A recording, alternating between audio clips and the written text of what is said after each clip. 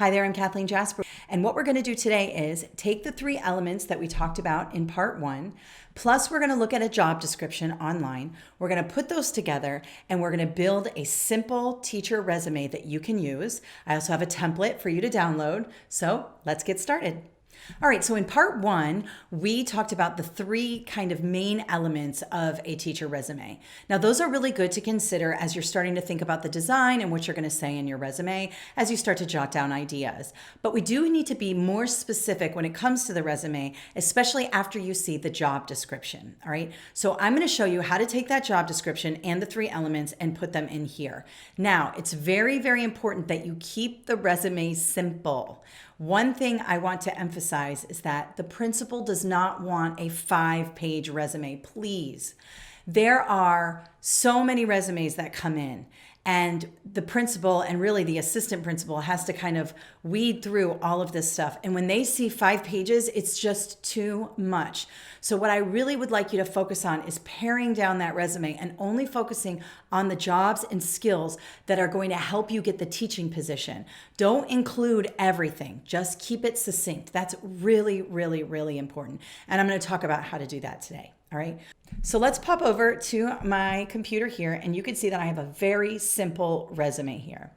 Up in the header, I have my name, I have my address, my phone number, and my email.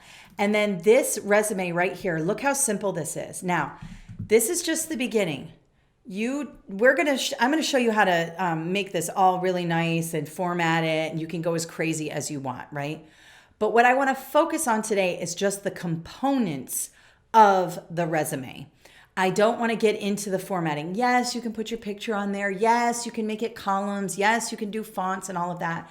But really, what we're trying to do here is get the information necessary for you to get an interview. That's what you want to do. And so a 1-pager like this with very clear language, with a very clear purpose is how you're going to do that. So we're going to start here. The other thing is that this helps you to make sure you're all grammatically correct and you don't have any errors. So keeping it simple like this with just bullets for now and just kind of simple language is going to help you proofread this and make sure that you don't have any errors, because we don't want errors on the resume because that sends up a red flag. It doesn't mean if you have one small error, you're not going to get the job. It's just that it's a resume. We want to make sure it's error-free, okay? Now, that being said, I make all kinds of mistakes. I'm sure you make all kinds of mistakes. Totally fine, but let's try to make as few mistakes as possible, especially when we're trying to get a job, all right? So here we have a sample resume, and I'm just gonna zoom in a little bit so you can see it a little bit better.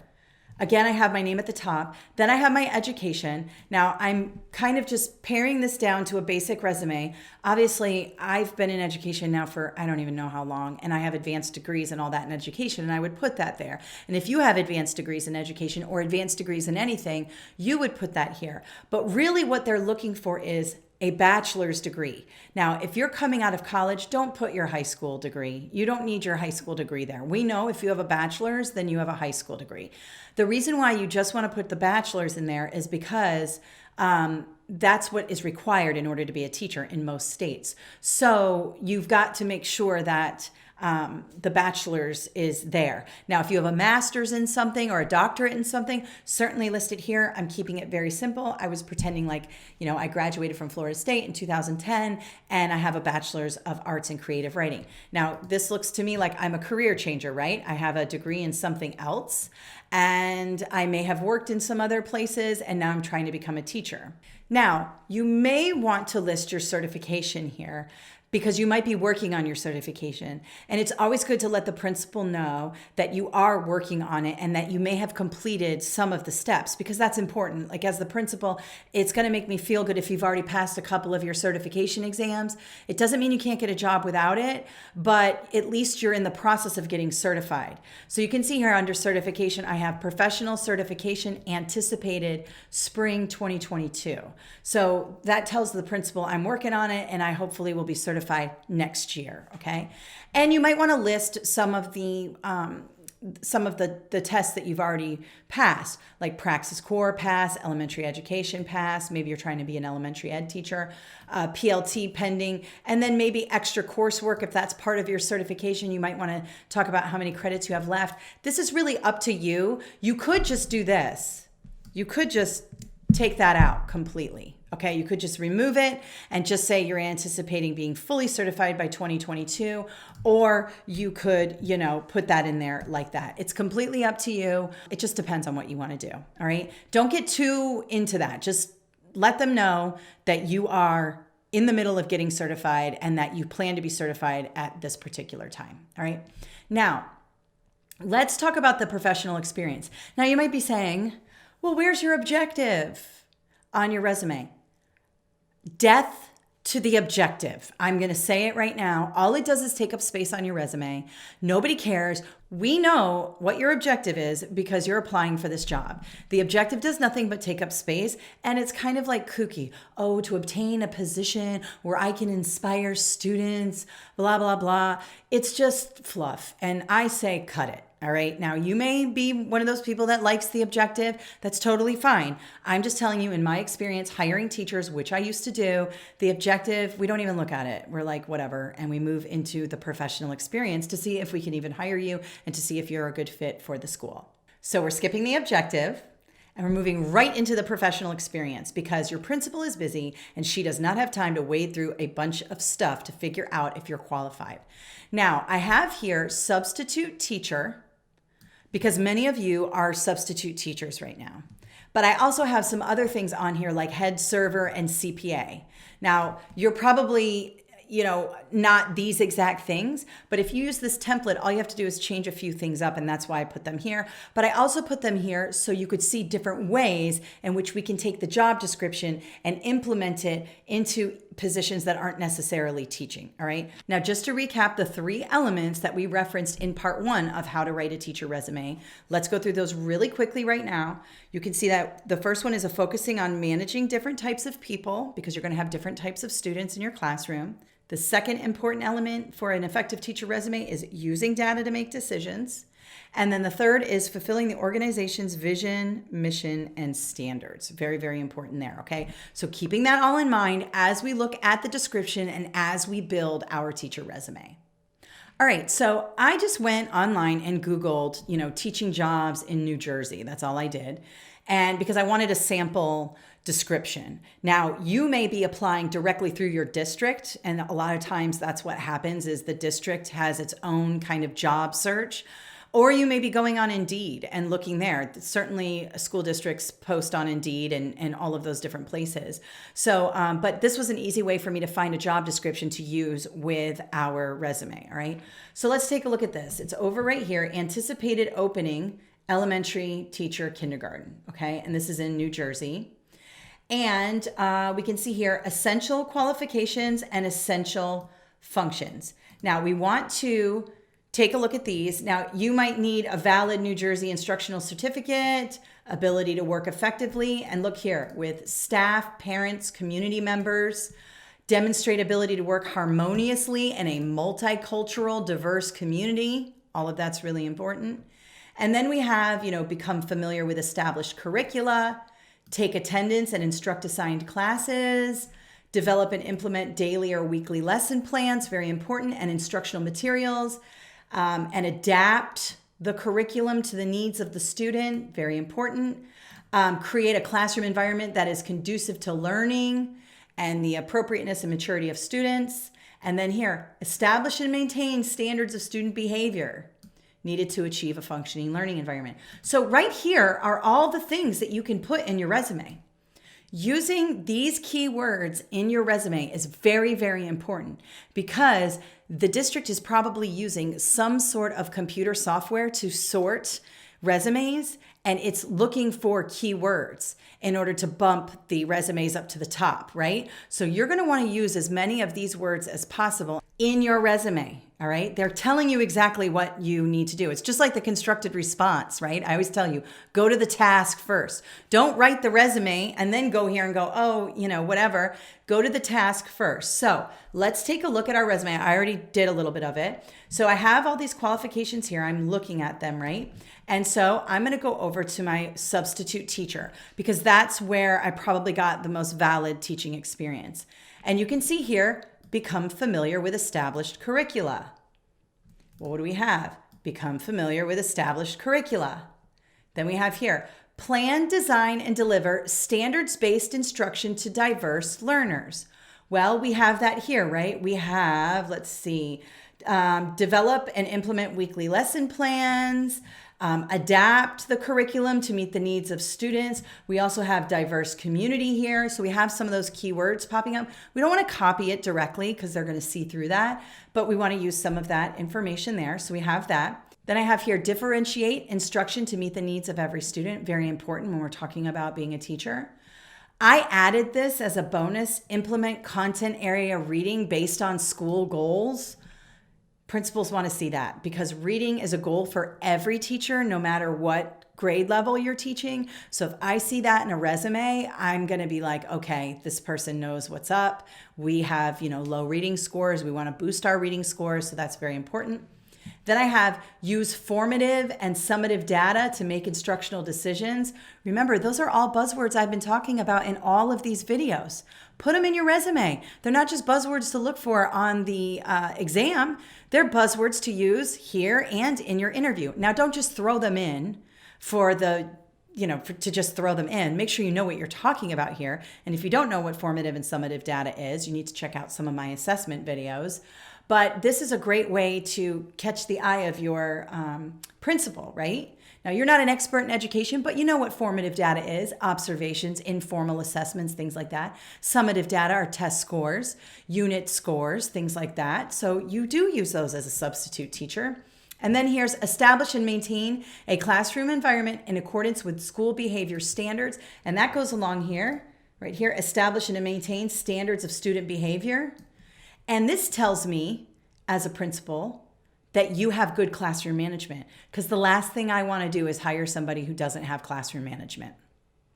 Classroom management is very important. If all you're going to do is write referrals all day, I don't want you to be a teacher at my school. Like, you have to handle your business in your classroom, period.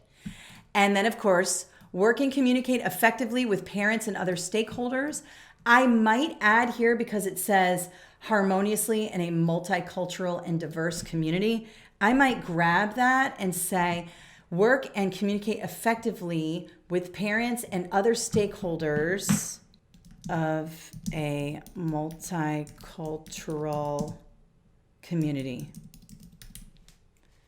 And you probably did that if you were a substitute teacher in any school district, because most school districts are very diverse and they have a lot of different stakeholders from a lot of different areas, and it's definitely multicultural. So that would work there. Now, those bullets are really good. I've got 1, 2, 3, 4, 5, 6, 7.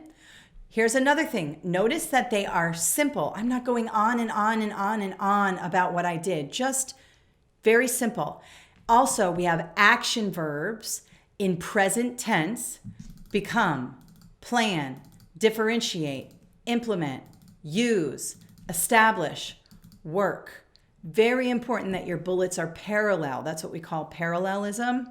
And it makes for a nice, neat, easy to read resume. If I were reading this resume and all your bullets were parallel, I would notice that. There are plenty of people who would notice that. Some principals won't, but people who are into documentation and stuff like that are going to notice this. This shows me you're very detail oriented, that you are succinct.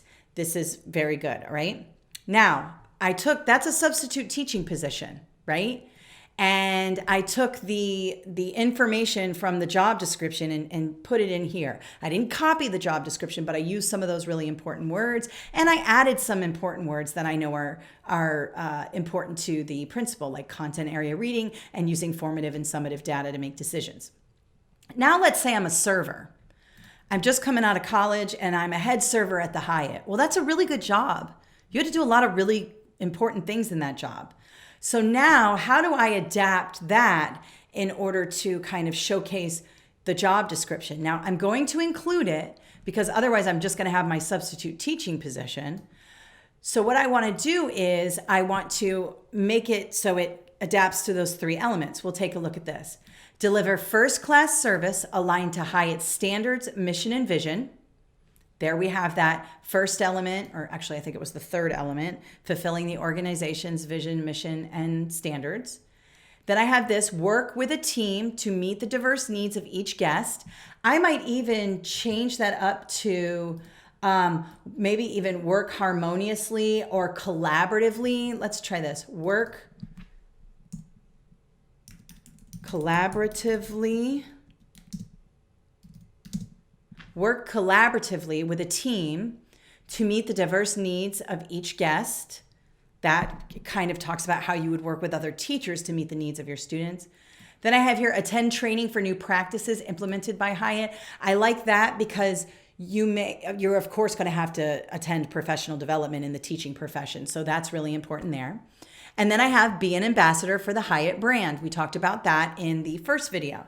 So these are just 4 bullets. Obviously, I'm going to have more bullets under substitute teacher here because it's more aligned to the job I'm trying to get. But under the Hyatt head server job, this is really important too. And I have 4 bullets. Maybe I narrow it down to 3. Either way, I'm showcasing some of those skills that I used as a server at the Hyatt. And then let's just say I'm a CPA at CPA Consultants of America. Let's just say I made that up, obviously. My first bullet is manage financial information for over 100 different clients. Well, that will tell me as a principal that you can manage student information, right? And you can kind of organize student data. So that's a really good bullet there.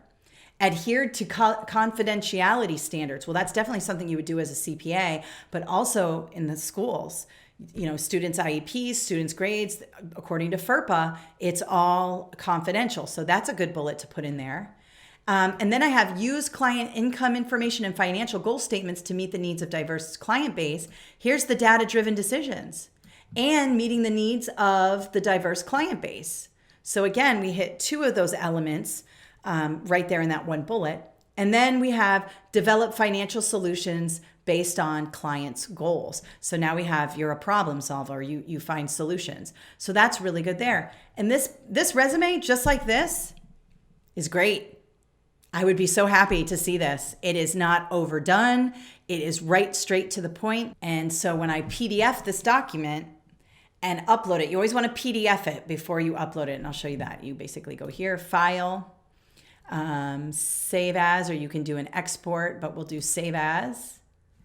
And under Word document, you hit PDF. All right, so now I have this very well-written, very focused resume that contains the 3 elements that I said are very important with the resume and components of the job description. Yes, it is simple. There's not a whole lot of flair. But you know what? A lot of principals like to see something simple like this because it's just right, straight to the point. There are no grammatical errors. All your bullets are aligned and parallel. You've got the key words in there. Everything, you need is here. Now, you might be somebody who doesn't want to, upload this type of basic resume. Maybe you're like, I'm not basic, I've got flair. I want to show what I can do. Okay. I'm going to show you in Part 3 of how to write an effective teacher resume, how to take this and turn it into a more formatted, more pleasing to the eye resume than this. But let me just be clear. This is perfectly fine the way it is, and it would definitely get you in the door. Now, if you are applying for being an English teacher and you want to be the yearbook teacher, obviously you're going to want to flare it up a little bit if you're the yearbook teacher. But this is a great place to start, and also very important to understand as well about this resume is that we started in this very plain Word document, which helps to show if we have any grammatical or spelling errors. Keep it simple like this when you're proofing so that you're like, okay, this is all correct. Everything is good to go here. And then if you want to copy and paste some of this stuff and put it into a more jazzy template, you can, but you've got all of the essentials here and everything is spelled correctly and grammatically correct. All right, so that concludes part 2 of how to write an effective teacher resume. Hopefully you got a lot out of this. Remember, it doesn't matter what profession you were in before being a teacher or before applying to be a teacher. You can always implement those 3 important elements of a teacher resume and use the job description in order to, show that principal that you can do the job. All right, so don't forget to check out our other videos up at the top. We have other videos that go along with this, including part 1 and some teacher interview videos that will go nicely with these resume videos. Also, don't forget to subscribe and hit the notifications button so you're notified when we upload new content. Thank you so much for watching and have an awesome day.